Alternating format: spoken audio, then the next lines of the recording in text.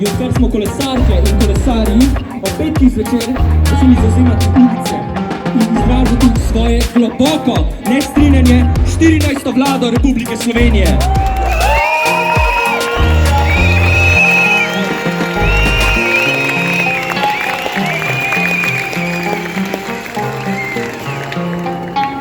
Le-ta skuša to državo že dobro leto spremeniti, uzurpirati in jo podrediti svoji lastni agendi in svojim lastnim interesom.